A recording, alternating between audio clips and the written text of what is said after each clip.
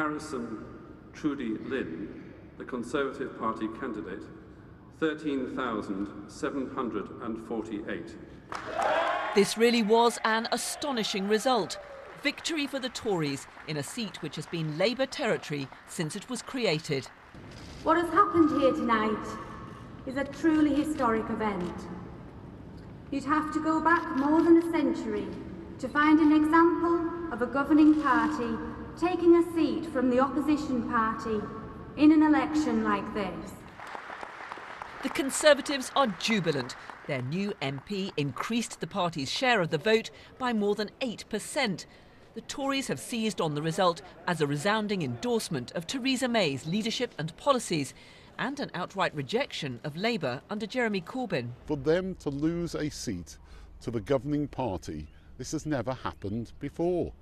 And that is a show of the way in which the Labour Party is just out of contact with what people are thinking. The defeated Labour candidate Gillian Troughton left without saying a word. The result has piled on the anguish for Labour MPs, who fear they're heading for defeat at the general election. Jeremy Corbyn has rejected suggestions he should step down. I was elected to lead this party. I was elected to lead this party to oppose austerity and oppose the redistribution of wealth in the wrong direction, which is what this government is doing. We'll continue our campaigning work on the NHS, on social care, on housing. And there was some comfort for Labour in Stoke Central, where campaigners saw off the threat from UKIP to hold on to the seat. The party's new MP said it was a victory for the whole Labour movement. To those of you who came to Stoke-on-Trent to sow hatred and division and to turn us away from our friends and neighbours, I have one very simple message. You have failed. UKIP leader Paul Nuttall's bid for Parliament failed despite overwhelming support for Brexit locally after a campaign dogged by controversy, and left him facing questions about the future of his party and his leadership.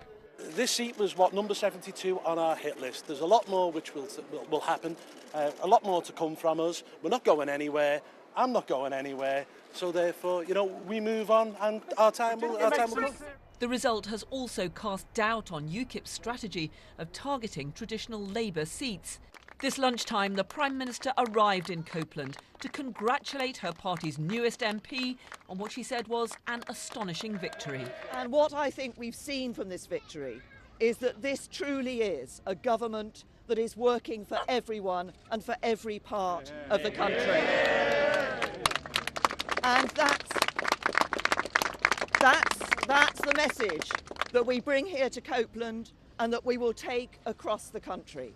But Theresa May knows that future success will depend not just on her domestic policies, but on her handling of Britain's departure from the EU.